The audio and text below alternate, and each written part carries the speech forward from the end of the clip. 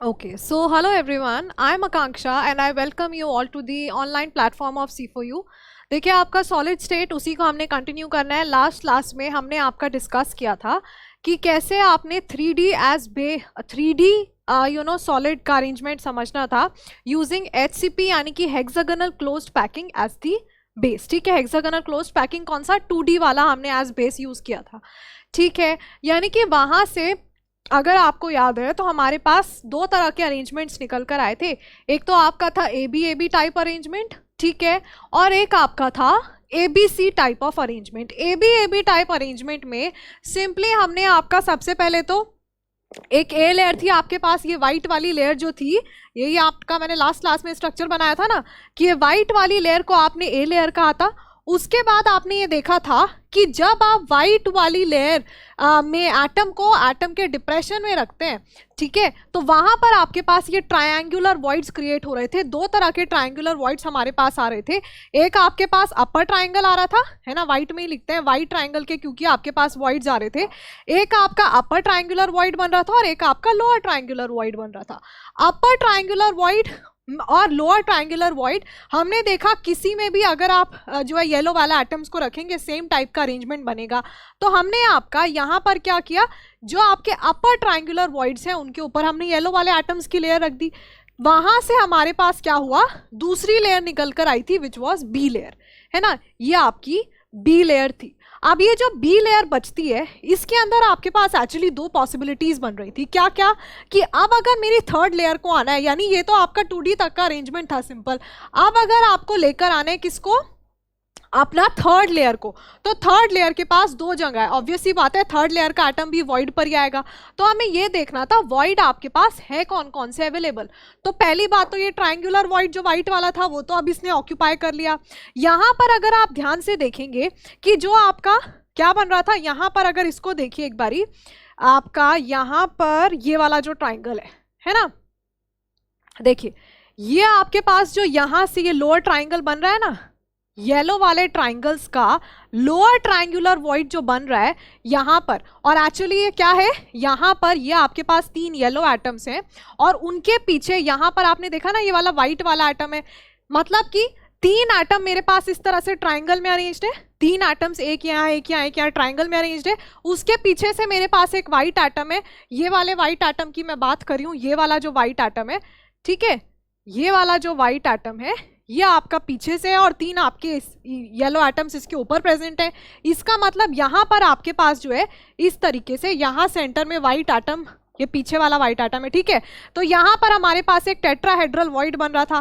Tetrahedral void के ऊपर याद है अगर, तो मैंने ग्रीन एटम्स को लाकर रखा था और वो ग्रीन एटम आपका एग्जैक्टली कोइंसाइड कर रहा था किसके साथ, वाइट एटम के साथ। मतलब हमें देखकर ये समझ में आ रहा था कि एग्जैक्टली AB टाइप अरेंजमेंट आपका, मतलब वापस से ए लेयर आ जा रही है। यानी जो मैं आपको कहने की कोशिश कर रही हूँ वो क्या है कि आपके पास इस तरीके से यहाँ पर जब मैं ग्रीन एटम को रख रही थी, यहाँ पर जब मैंने आपका ग्रीन एटम रखा था, कहाँ पर, ये जो आपका ये फॉर्म होता है ना टेट्राहेड्रल वॉइड, इधर ये वाला लोअर ट्रायंगुलर वॉइड ये आपका जो क्रिएट हो रहा है येलो एटम्स की वजह से, ये वाला एटम जब हम आपका रखते हैं, ये मैंने ग्रीन एटम रखा है, तो आप देख रहे हो ये जो ग्रीन एटम है इसके नीचे क्या है, येलो वाइट एटम है। तो ग्रीन और वाइट एटम्स जो है आपके एक साथ क्या कर रहे हैं, कोइंसाइड कर रहे हैं। मतलब कि वहां पर एक्चुअली आपका जब आपने उस वॉइड पर, ये जो टेट्राहेड्रल वॉइड बना है ऑफ लेयर बी, उसके ऊपर जब आप वापस से अपना एटम रखने की कोशिश करते हो, थर्ड लेयर बनाने की कोशिश करते हो, तो सेम टाइप का अरेंजमेंट रिपीट होता है और उसी को आप क्या कहते हो, AB टाइप अरेंजमेंट, या फिर उसका नाम हमने क्या दिया था, HCP इन 3 डायमेंशन। HCP इन 3 डायमेंशन में हमने आपके जो है कुछ पॉइंट्स उसमें डिस्कस कर लिए थे, ठीक है ना, कुछ पॉइंट्स लाइक हमने आपका पोजीशन डिस्कस कर लिया था। पोजीशन मतलब कि कहाँ कहाँ पर, पहली बात हमारी डिस्कशन हुआ था पोजीशन का, और पोजीशन में मैंने आपको क्या कहा था कि भाई देखो ये रहा आपका हेक्सागोनल, मतलब ये HCP का 3D अरेंजमेंट है जिसमें कि आपके पास ये 6 आपके इस वाले हेक्सागन में, लोअर हेक्सागन और में, और ये आपका 6 इसमें, मतलब कि पोजीशन की अगर बात कर रहे थे हम सबसे पहला, क्योंकि हम वही पढ़ते हैं, तो पोजीशन में क्या निकल कर आ रहा था कि 12 आपके कॉर्नर में प्रेजेंट है, जिसमें से कि एक आपका अपर फेस पर प्रेजेंट है और एक आपका यहाँ पर, इसको अपर फेस लिख देते हैं, एक आपका लोअर फेस में प्रेजेंट है, ठीक है एटम। और 3 एटम पूरे के पूरे अंदर आपकी ये हेक्सागन के अंदर है। इनकी पोजीशन कैसे आती है मैं आपको लास्ट क्लास में एक्सप्लेन कर चुकी हूँ। ये स्ट्रक्चर हमारे पास कैसे आता है पूरा अच्छे से मैंने आपको लास्ट क्लास में एक्सप्लेन किया है, ठीक है। तो आपके पास यहाँ क्या आ जाता है भाई, 3 इनसाइड, है ना, inside the unit cell, inside the unit cell, ये आपके 3 एटम्स पूरे के पूरे इनसाइड दी यूनिट सेल है। उसके बाद देखिएगा आपके पास नेक्स्ट बात आ रही थी जेड वैल्यू की, और मैं दोबारा निकाल कर नहीं दिखाऊंगी, जेड वैल्यू लास्ट क्लास में ध्यान करेगा, मैं आपको ऑलरेडी फाइंड आउट कर दिखा चुकी हूँ, और वो आपके पास आती है 6। उसके बाद एक्चुअली हम जो थर्ड बात फाइंड आउट करते हैं वो हम क्या फाइंड आउट करते हैं, थर्ड हम फाइंड आउट करते हैं relation between A and R, यानी ए और आर का क्या रिलेशन है। क्योंकि relation between A and R पता होगी तो वहीं से फिर हम कहाँ पर जाएंगे, आपका वहीं से ए और आर की रिलेशन से हम जाते हैं आपका पैकिंग एफिशिएंसी पर। तो जब आप यहाँ पर ए आर का रिलेशन फाइंड आउट करते हैं तो क्या देखने के लिए मिलता है भाई, इधर देखो मेरे पास यहाँ पर ये जो आपका हेक्सागन है, हेक्सागन की आपकी जो एजेस की जो लेंथ है उसको मैंने अगर ए कहा है, स्मॉल ए, तो मुझे एक बात बताइए, यहाँ पर ये वाला डिस्टेंस कितना रहा होगा, एटम के सेंटर में है ना, इसका मतलब आर, ये भी आपका आर रहा होगा। क्या दिख रहा है कि ए इज इक्वल टू 2r होता है। तो कितना सिंपल है, आपके पास यहाँ पर relation between A and R क्या निकल कर आता है, that A is equal to 2r। Next बात जो हमें देखनी है वो आपकी आती है पैकिंग एफिशिएंसी, ठीक है। नेक्स्ट आपको जो देखना है that is the 4th point, और वो आपका होता है पैकिंग एफिशिएंसी। तो पैकिंग एफिशिएंसी मुझे बताइए यहाँ कैसे कैलकुलेट करते थे आप। पैकिंग एफिशिएंसी के लिए आप क्या करते हैं कि जो भी आपकी z है, यानी कि नंबर ऑफ एटम्स कितने, z आपका कितना निकल कर आया था, 6, है ना, z आपका निकल कर आता है 6। उसके बाद 6 इंटू वॉल्यूम ऑफ जितने भी एटम्स हैं, एटम स्फेयर समझा आपने, 3D का केस है, तो 4/3 पाई आर क्यूब हो जाएगा। एफिशिएंसी हमेशा 100 के रिस्पेक्ट में होती है, मल्टीप्लाई बाय 100 कर देना है। और उसके बाद आपने क्या करना है, वॉल्यूम ऑफ हेक्सागन। अब वॉल्यूम ऑफ हेक्सागन तो सबको ध्यान रहती नहीं है ना। देखिए यहाँ पर वॉल्यूम ऑफ हेक्सागन ही तो लेनी है आपने, लेकिन वॉल्यूम ऑफ हेक्सागन नहीं, यहाँ पर हम क्या करेंगे, क्योंकि वॉल्यूम ऑफ हेक्सागन हम ध्यान नहीं रख सकते हैं, इसीलिए हम यहाँ पर उसको किसके रिस्पेक्ट में लेते हैं। देखिए ये मेरे पास एक हेक्सागन है, इसके अंदर से मेरे पास कितने ट्रायंगल निकल रहे हैं, कितने ट्रायंगल निकल रहे हैं यहाँ से, जो है 6 ट्रायंगल्स निकल रहे हैं। और कैसे ट्रायंगल है वो आपके इक्विलेटरल ट्रायंगल है सभी के सभी।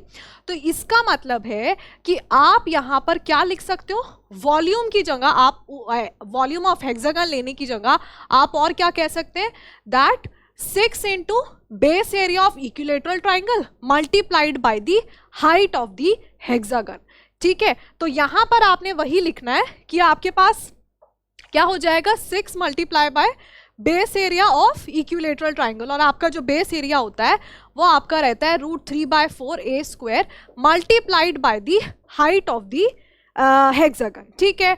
तो यहाँ पर आपने उसको किससे मल्टीप्लाई कर दिया, you have multiplied it with the height of the hexagon. अब आपके माइंड में क्वेश्चन आना चाहिए कि हाइट आपको कौन सी लेनी है, मतलब हेक्सागन की हाइट, ये रहा आपका हेक्सागनल अरेंजमेंट पूरा का पूरा, इसमें से आपकी हाइट कौन सी है, तो भाई हाइट ये वाली है। ये यहाँ पर ये जो सेंटर में एटम प्रेजेंट है अपर फेस के हेक्सागन के, और ये जो लोअर फेस पर प्रेजेंट है इधर सेंटर से, ये वाला जो व्हाइट लाइन है ना पूरी की पूरी, इतना जो डिस्टेंस होगा, ये जो मेरा डिस्टेंस होगा, ये एक्चुअली क्या होगा, this will be the height of the hexagon, ठीक है। अब इसका मतलब पता है, आप समझ रहे हैं, इसका मतलब ये है, अब मुझे क्या करना है, पैकिंग एफिशिएंसी फाइंड आउट करने के लिए ए आर का रिलेशन पता होना चाहिए। पता है कि ए इज इक्वल टू 2r है, लेकिन फिर उसमें एक प्रॉब्लम और आ रही है कि आपको नहीं पता हाइट क्या है ना। इसका मतलब हमें हाइट h जो वो है एफिशिएंसी फाइंड आउट करने के लिए h और फाइंड आउट करना पड़ेगा। तो वो आप कैसे फाइंड आउट करोगे, वो थोड़ा सा यहाँ पर डिफरेंट है, उसको ध्यान से समझिएगा, एकदम सिंपल है वैसे तो, ठीक है।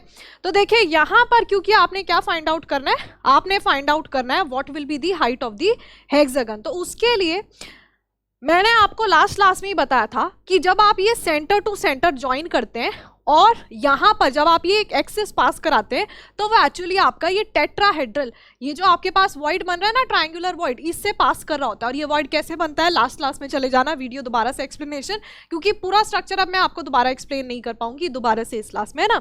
तो लास्ट क्लास में मैं ऑलरेडी बता चुकी हूँ, यहाँ पर ये वॉइड आता है। तो ये वाला जो आपका ट्राइंगल है, ये 3 एटम्स जो पूरे के पूरे अंदर है, इससे जो ट्राइंगल बन रहा है, और ये जो वॉइड है, इनका जो सेंटर है वो क्या एक ही नहीं होगा। तो यहाँ पर इनके सेंटर से, यानी कि इसको अगर मैं इसका सेंटर ले लेती हूँ तो यहाँ पर ये वाला यहाँ से लेकर यहाँ तक का इतना डिस्टेंस, ये जो डिस्टेंस है ना ये दिखाई दे रहा है, ये जो अगर आपका डिस्टेंस है या ये जो लेंथ है, इसको अगर मैं ए बी कह दूँ, है ना, तो मुझे बताइए अगर मैं ए बी फाइंड आउट कर लूँगी और उसका डबल कर दूँ तो हाइट नहीं आ जाएगी, क्योंकि मुझे यहाँ से क्या दिखाई दे रहा है, that A B is equal to h/2। तो मुझे हाइट जब फाइंड आउट करनी होगी, अगर मेरे पास ए बी आ जाए तो जितना भी ए बी आएगा मैं उसको 2 से मल्टीप्लाई कर दूंगी, I will get my height. ठीक है, तो यहाँ पर आपने क्या करना है, ध्यान से देखिएगा। अभी आपके पास एक ये ट्राइंगल बन गया था, अब आपने क्या करना है, यहाँ पर देखिए आपके पास एक ये 3 ट्राइंगल है ना, ध्यान से देखिएगा। आपके पास क्या है, एक ट्राइंगल है, यहाँ पर एक एटम, यहाँ पर एक एटम, यहाँ पर एटम, तीनों एटम्स के सेंटर को हमने ज्वाइन कर दिया है। हमारे पास नीचे एक हॉरिजॉन्टल ट्राइंगल बन रहा है, ठीक है, इस तरीके से ऐसा ट्राइंगल बन रहा है आपके पास, हॉरिजॉन्टल ट्राइंगल। अब आप क्या करेंगे, ऊपर से यहाँ पर ये जो सेंटर दिख रहा है ना, इसी ट्राइंगल का जो सेंटर है, ये जो नीचे वाला ट्राइंगल है, इसका जो सेंटर है बिल्कुल वहां से अगर हम उसको तीनों पॉइंट्स, तीनों जो आपके कॉर्नर्स है ना, तीनों कॉर्नर से अगर आप ज्वाइन कर दोगे सेंटर से, बिल्कुल इसके आप ऊपर जाओगे, सेंटर से अगर आप क्या तीनों कॉर्नर्स को ज्वाइन कर देते हो, आपके पास क्या बन जाएगा, आपके पास एक क्या आ जाएगा, वर्टिकल ट्राइंगल आ रहा है कि नहीं। मतलब कि देखिए यहाँ से अगर मैं क्या करती हूँ, मैं आपका इसको ले लेते हैं, ये यहाँ से इस वाले कॉर्नर से इसको ज्वाइन कर दो,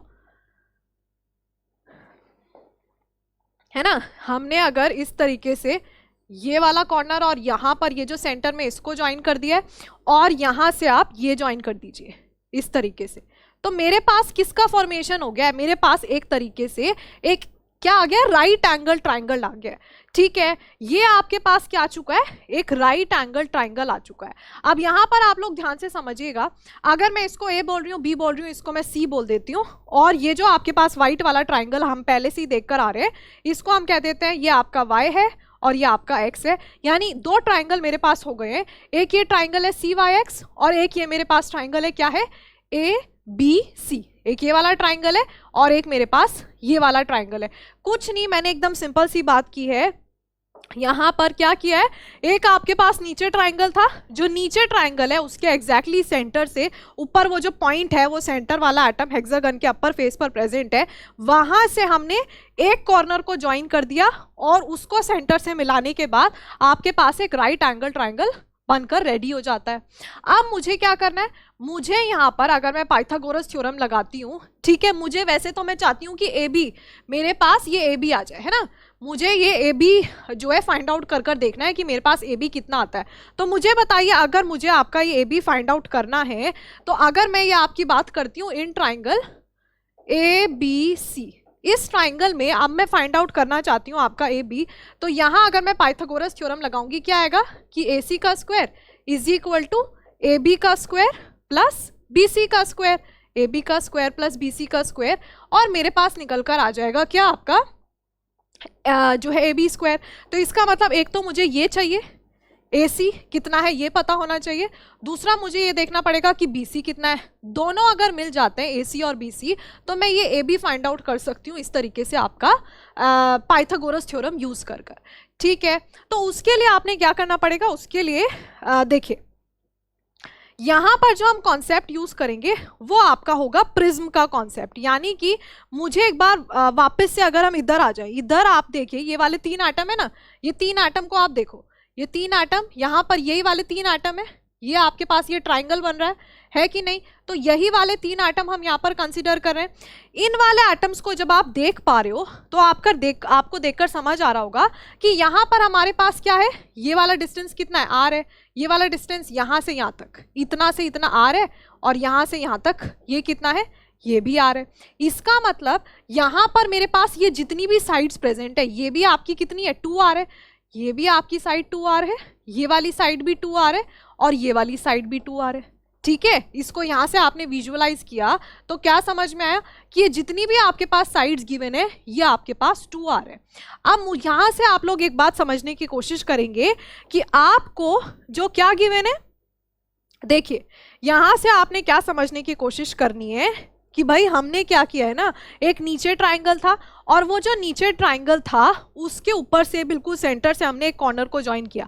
अब मैं आपको कह रही हूँ कि सारे इसी तरीके से ऊपर वाला वो जो सेंटर है सारे कॉर्नर्स को आप उससे ज्वाइन कर दो। इसका मतलब आप यहाँ से इस तरीके से ये लेकर आ जाओ, इसको इधर से ज्वाइन कर दो, ये इधर ये वाला ट्राइंगल से भी ज्वाइन कर दो, और आपका और भी कोई कॉर्नर नहीं, ये बचता है। क्या रेडी हो गया, ये आपके पास एक पूरा का पूरा प्रिज्म बन गया है।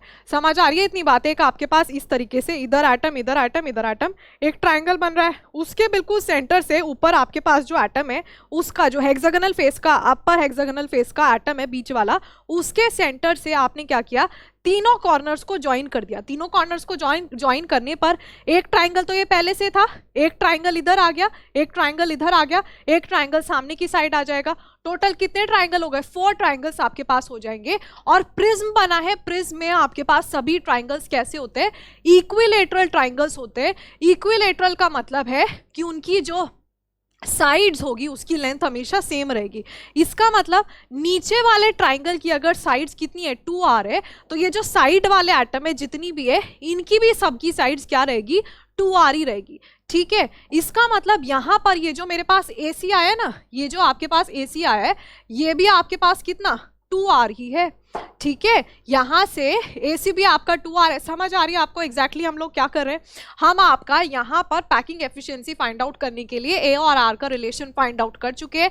जो अब तक की पैकिंग एफिशिएंसीज हमने फाइंड आउट की उसमें एक वही मैंडेटरी कंडीशन होती है कि पहले आप number of atom find out कर लो which we found in the last class to be 6, उसके बाद AR का रिलेशन जो हमें यहाँ से देखकर समझ आ गया कि A is equal to 2r है।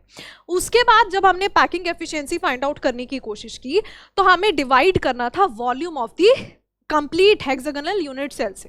ठीक है, अब वॉल्यूम ऑफ हेक्सागन तो हमें नहीं पता, तो उसके लिए हमने क्या किया कि आपने यहां से, क्योंकि आपके पास 6 इक्विलेटरल ट्राइंगल्स निकलते हैं, तो हमने 6 into base area of equilateral triangle multiplied by the height इस तरीके से कर दिया। हाइट आपकी क्या थी, ये जो दो फेसेस पर हेक्सागोनल फेसेस पर आपके पास सेंटर एटम्स प्रेजेंट है उनके जस्ट सेंटर से सेंटर टू सेंटर का जो डिस्टेंस है वो आपका हाइट ऑफ द हेक्सागन बता रहा है। ठीक है, उसके बाद अब A is equal to 2r है। इतना फाइंड आउट करने के बाद पैकिंग एफिशिएंसी कंप्लीट कब पता चलेगी, जब आपके पास क्या आ जाएगा, हाइट क्या है। हाइट को आपको या तो A या R के टर्म्स में लेकर आना पड़ेगा। अब यहां से मुझे देखकर ये समझ में आ रहा था कि अगर मैं इसको B पॉइंट बोल रही हूँ, ये जो सेंटर वाला पॉइंट था इस वॉइड का, इसको मैं B पॉइंट बोल रही हूँ या फिर इस ट्राइंगल का सेंटर समझ लो आप, यहां से यहां का A और B, A टू B का डिस्टेंस मैं फाइंड आउट कर लूंगी और उसका डबल कर दूंगी तो मेरे पास पूरी की पूरी हाइट निकल कर आ जाएगी। ठीक है, तो उसके लिए मैंने क्या किया, यहां पर मैंने जो है ये दो कॉर्नर्स को ज्वाइन कर दिया, इनको आपका ज्वाइन कर दिया, कुल मिलाकर मैंने एक राइट एंगल ट्राइंगल आपका बना लिया है। ठीक है, ये अब मुझे क्या करना है, आपको ए बी फाइंड आउट करना है। इस वाले ट्राइंगल में, ये जो ट्राइंगल है ना ABC, इसके अंदर आप पाइथागोरस थ्योरम लगाकर दिखाओ। कैसे आप पाइथागोरस थ्योरम लगाएंगे तो आपके पास निकल जाएगा ये AB। तो क्या आएगा आपके पास कि AC का square is equal to AB का स्क्वायर प्लस BC का स्क्वायर। अब ये जो AC है अभी तो मुझे नहीं पता, मुझे BC भी नहीं पता है, लेकिन इसी तरीके से मुझे इतना समझ में आ गया है कि AB जो है हम फाइंड आउट उसको करने वाले हैं। ठीक है, अब AB तो आपने फाइंड आउट कर लिया, उसके बाद आपको क्या देखना है, AC क्या होगा और BC क्या होगा। ठीक है, तो AC सबसे पहले हमने फाइंड आउट किया कैसे, ये जो आपने ट्राइंगल्स ज्वाइन किए हैं हमने यहाँ देखने की कोशिश की आपके पास एग्जैक्टली ज्योमेट्री क्या है।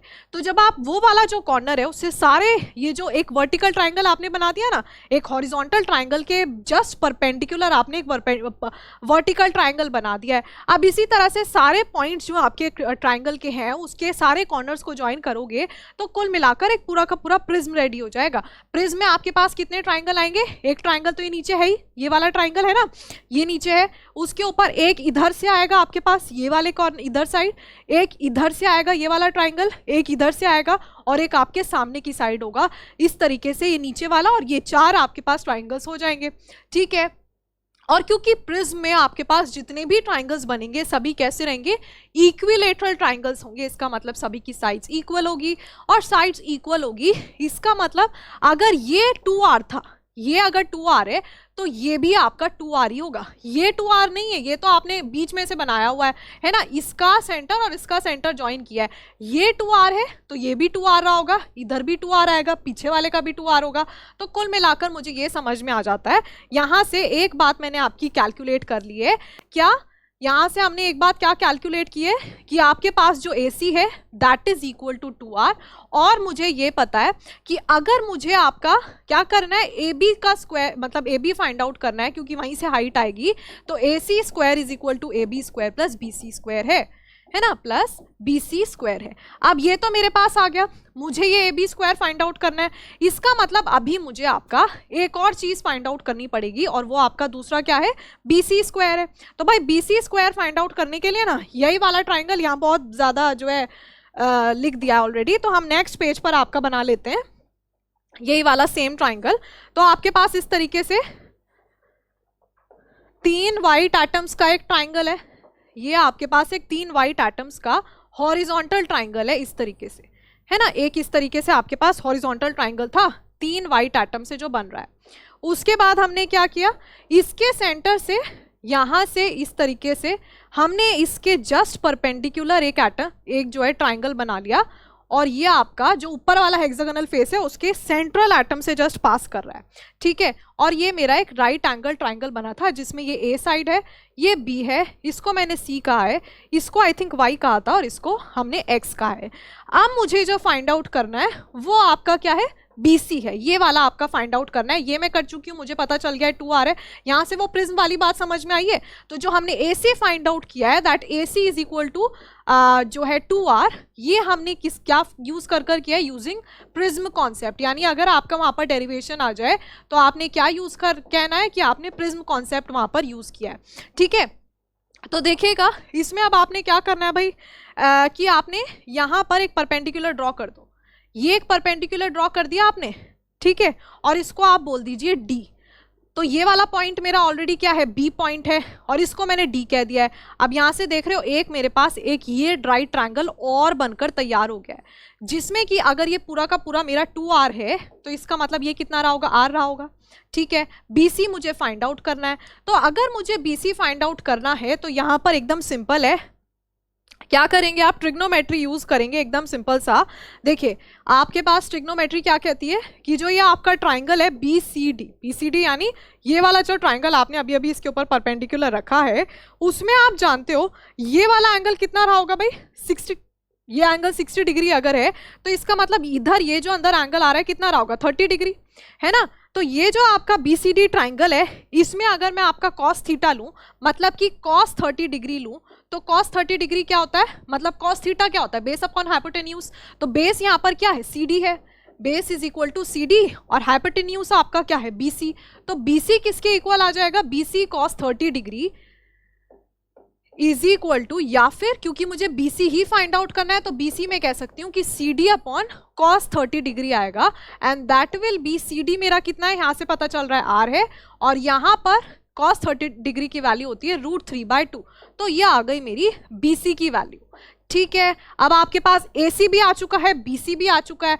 तो ट्राइंगल ABC में आपने जब पाइथागोरस थ्योरम यूज किया तो क्या आ रहा था, AC का square is equal to AB का स्क्वायर प्लस BC का स्क्वायर, एंड दैट इज यहाँ आपके पास आता है 2r, इसका स्क्वायर कर देना। AB आप फाइंड आउट करना चाहते ही थे, ये कितना आया है, √3/2r, यही आया ना, हाँ ठीक है। ये आपके पास √3/2r नहीं, 2r/√3 ये आया है इसका स्क्वायर। तो यहाँ से जब आप क्या फाइंड आउट करते हो, AB फाइंड आउट करते हो, तो भाई आपका जो AB निकल कर आएगा ना, इसको आप कर देखेंगे तो पता चलेगा AB आपका जो निकल कर आएगा that will be equal to this, ठीक है। तो यहां से हमारा क्या निकल कर आ गया, AB निकल कर आ गया। वापस से देखिए AB मैंने क्या कहा था कि AB आपका हाइट का आधा है, तो मतलब अगर आपने क्या करना है, AB is equal to h/2 है, तो अगर हाइट फाइंड आउट करनी है तो इसको 2 से मल्टीप्लाई कर देंगे। तो यहाँ पर मेरे पास जो हाइट आएगी that is AB into 2, and that is equal to 4 √2/3r, ठीक है। अब वापस से पैकिंग एफिशिएंसी पर आइए। 6 था number of atoms multiplied by the volume of atoms pi R cube. Efficiency यानी हंड्रेड्स के रिस्पेक्ट में होती है। 6 इंटू जो भी आपका बेस एरिया था √3/4 इंटू ए स्क्वायर और आर स्क्वायर में हम रिलेशन देख चुके थे, तो इसको हम 2r का स्क्वायर लिख सकते हैं मल्टीप्लाइड बाय द हाइट, और हाइट क्या हो जाएगी 4/2/√3r। और इसको कैलकुलेट करेंगे तो एक्चुअली आपकी जो पैकिंग एफिशिएंसी निकल कर आती है 74% निकल कर आएगी।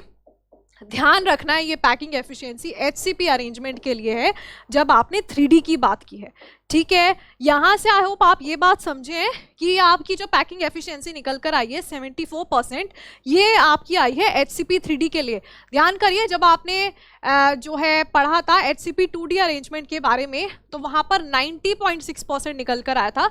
तो बहुत बार कंफ्यूज हो जाते हैं हम 2D और 3D में, तो सिर्फ HCP ध्यान रखना जरूर काफी नहीं है, आपको देखना पड़ेगा 2D में पूछा है या आपका 3D में पूछा है। तो क्वेश्चन या तो भाई डायरेक्ट वो आपका पैकिंग एफिशिएंसी फाइंड आउट करा सकते हैं, तो ये पूरा आपको कर कर दिखाना पड़ेगा, हाइट फाइंड आउट कर कर, ये पूरा डायग्राम फाइंड आउट कर कर, ठीक है। और एक तो डेरिवेशन हो सकती है पैकिंग एफिशिएंसी के लिए, तो ऐसे कर देना। दूसरा आपसे वो जो है पूछ सकते हैं पैरामीटर्स के बारे में, यानी कि डायरेक्टली वो आपसे पॉइंट फॉर्म में आपको क्वेश्चन दे सकते हैं और वो आपसे पूछ सकते हैं कि बताइए पैकिंग एफिशिएंसी कितनी होती है 3D अरेंजमेंट में। या फिर नेक्स्ट क्वेश्चन क्या आ सकता है कि Z वैल्यू कितनी होती है, नंबर ऑफ एटम्स कितने रहते हैं। और उसके बाद आपके पास जो नेक्स्ट ऑप्शन आता है वो क्या आता है, जो हम इसमें भी हम भी एक्चुअली हर उसके बारे में, पहला आपका 4th पॉइंट होता था पैकिंग एफिशिएंसी, जितने अभी तक हमने यूनिट सेल पढ़े हैं उसमें, और 5th हमारे पास आता है कोऑर्डिनेशन नंबर, यानी कि आपका कोऑर्डिनेशन नंबर कितना है।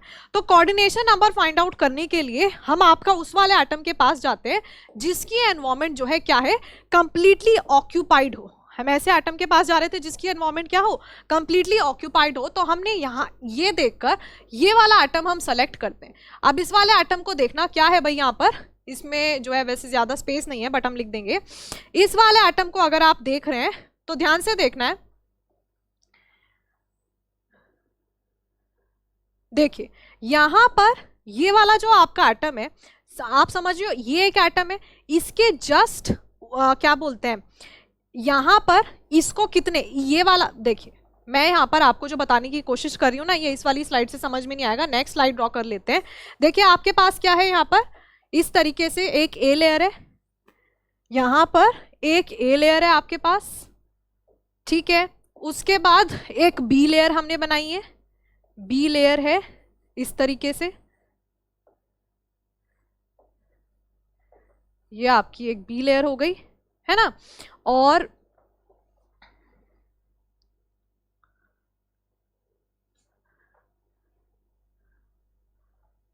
इसी वाली स्लाइड को अगर हम कॉपी कर लें,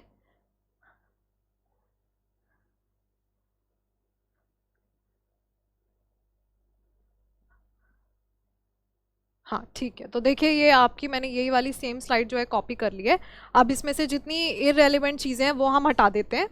तो फॉर एग्जांपल यहाँ पर ये मैं हटा देती हूँ, इसका हमारे लिए अभी कोई यूज़ नहीं है ना, ये सब हम ऑलरेडी डिस्कस कर चुके हैं।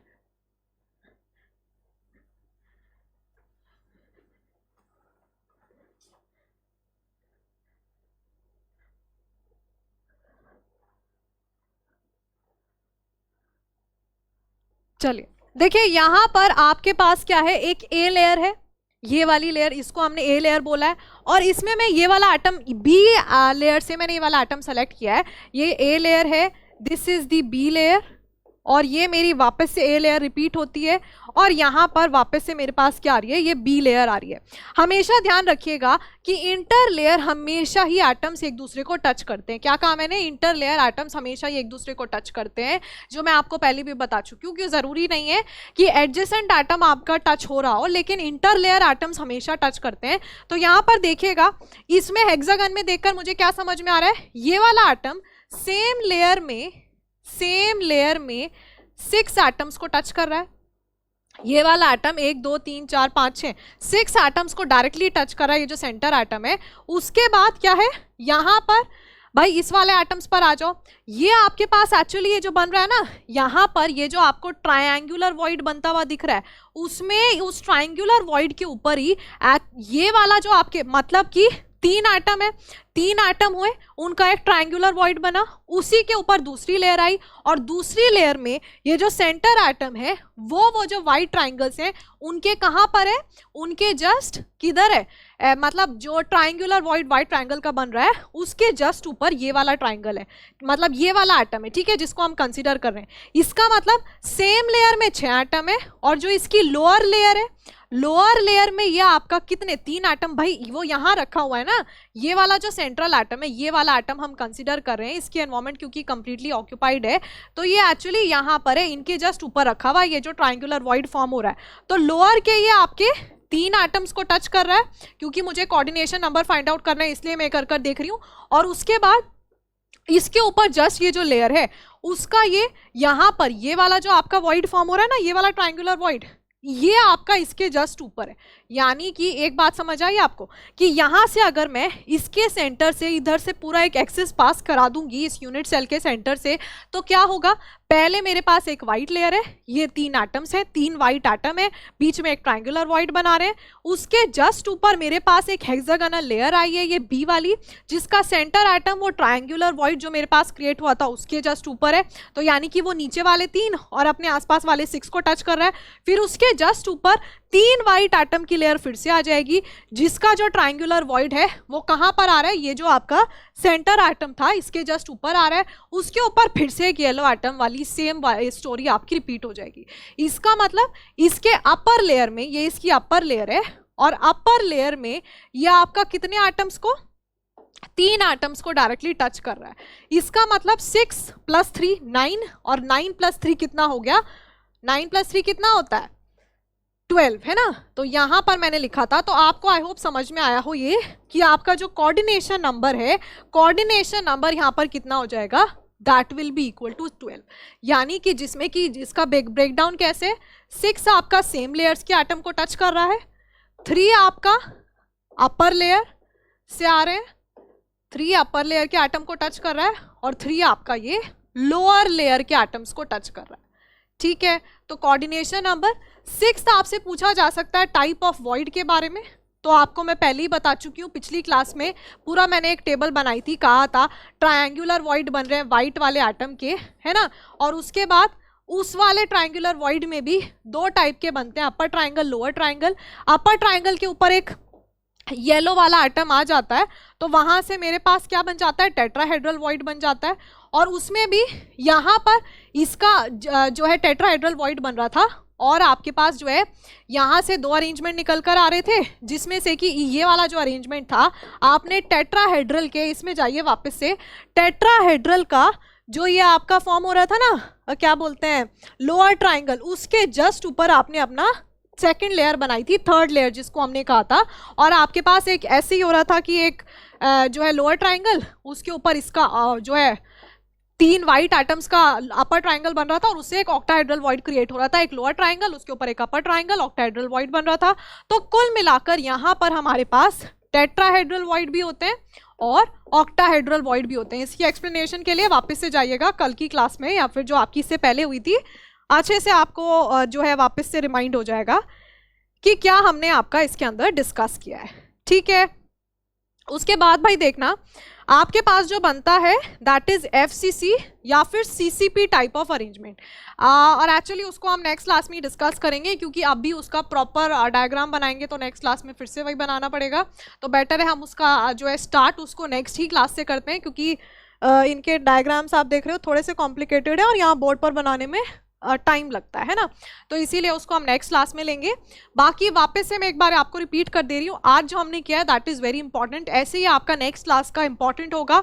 However after the next class बहुत ज़्यादा कॉम्प्लिकेटेड स्ट्रक्चर्स नहीं आएंगे, ठीक है। यहाँ तक ही जहाँ तक आप जो है ये यूनिट सेल्स को समझते हो और उनकी पैकिंग एफिशिएंसी फाइंड आउट करते हो, क्योंकि आपका सिलेबस वैसा है, डिस्क्रिप्टिव है, तो आपको करना ही पड़ेगा, आपको ये आना ही चाहिए कि कैसे आपने पैकिंग एफिशिएंसी फाइंड आउट करनी है, ज्योमेट्री से क्या क्या आप मेथड यूज़ कर रहे हो। इसीलिए स्ट्रक्चर आपको आने चाहिए, क्योंकि भाई आपको तो पेपर में बनाकर आने पड़ेंगे अगर आ जाते हैं तो, ठीक है। तो आप ये स्किप नहीं कर सकते हैं, और अब जो है इसके बाद जो बचेगा, क्योंकि हम नेक्स्ट क्लास में एफसीसी कंप्लीट कर लेंगे, फिर उसके बाद हम थोड़े से क्वेश्चंस करेंगे, और जो बचता है फिर आपका केवल एक ब्रैग्स इक्वेशन बचेगी अकॉर्डिंग टू मी, जितना आपका सिलेबस है ब्रैग्स इक्वेशन, जिसकी डेरिवेशन और वो तो बहुत ही सिंपल है, उसमें कुछ भी कॉम्प्लिकेटेड नहीं है, आसानी से हो जाएगी। और आई डोंट थिंक कोई भी ऐसा डेरिवेशन पार्ट बचता है जहाँ पर आपको बहुत ज़्यादा डायग्राम में जाना पड़ेगा। तो यहीं तक था ये डायग्राम वाला पोर्शन मेन जो है, और जितना भी हमने स्टार्टिंग से किया है, क्योंकि सॉलिड स्टेट वैसा ही चैप्टर है, ये आपका बिना डायग्राम्स के नहीं समझ आएगा, ठीक है। और आपको एक्चुअली पेपर में बनाकर भी वही आने पड़ेंगे, तो समझने के लिए भी और पेपर में भी आपको नंबर वैसे ही मिलेंगे जब आप बनाकर आएंगे स्ट्रक्चर को। आज जो हमने डिस्कस किया है HCP बेस यूज कर हमने HCP 3D पर आए थे, और इसके बाद ध्यान रखिएगा नेक्स्ट क्लास में, मैंने आपको बताया था ना, नेक्स्ट क्लास का थोड़ा सा ओवरव्यू दे देती हूँ कि जो है क्या होता है भाई। देखिए नेक्स्ट क्लास के लिए क्या है कि मैंने आपको ये बता दिया कि आपके पास एक A लेयर है, एक B लेयर है, और आपके पास वहां पर आपने A लेयर के वॉइड्स में, अपर ट्राइंगुलर वॉइड में येलो एटम को रख दिया, तो एक क्या आ गई थी, B लेयर आ गई थी। उसके बाद जो ये येलो ट्राइंगल था उसके भी लोअर ट्राइंगुलर वॉइड में, ठीक है, और जो एक्चुअली हमने देखा था कि टेट्राहेड्रल वॉइड था बी लेयर का, उसके अंदर जब हम एक और एटम लाकर रख रहे थे तो वो एग्जैक्टली कोइंसाइड करा था वाइट एटम के साथ। इसका मतलब वो जो सी लेयर थी वो एक्चुअली ए लेयर ही थी, तो यहाँ से हमारे पास ये ए बी टाइप अरेंजमेंट निकल कर आया था।